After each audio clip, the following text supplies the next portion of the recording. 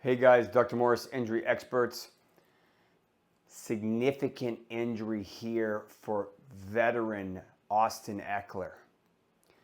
He planted and immediately his back foot gave out. You can see the video here.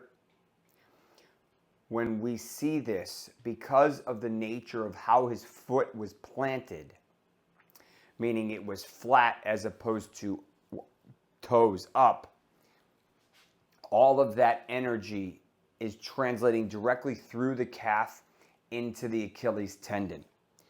Now, the Achilles tendon has an area of about this big, about 1.5 to 2 inches long, that's just above the Achilles heel, where it attaches at the calcaneus, that has a very poor blood supply.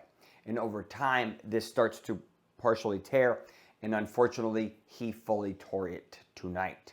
If he were to put an ultrasound on it this morning, there would have been significant tendinopathy there. Now, we've seen a ton of Achilles injuries. Unfortunately, for running backs in particular, they are awful injuries, especially veteran running backs.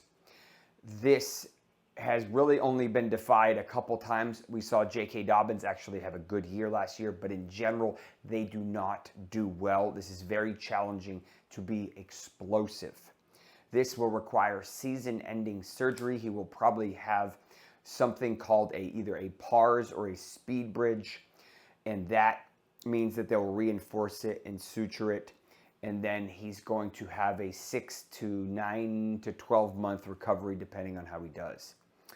There is a decent chance that he may decide to retire after this injury. These are awful injuries, and he was already towards the tail end of his career. Now, he has always been a big advocate for fantasy football and has his own show and everything, so it's just an unfortunate ending to not only this season, but potentially a fantastic, amazing career for an undrafted free agent in a monster rookie class that he had. With that being said, we saw Jeremy McNichols come out, not Bill or JCM, when he went down. And Bill's not really the best receiver, so that's probably why they brought him in. I don't know the specifics, but now we're going to have to figure out what's going on, as Chris Rodriguez wasn't a scratch for this. Just an overall disappointing performance tonight from the Commanders, but an awful injury for a fan favorite, Austin Ekeler.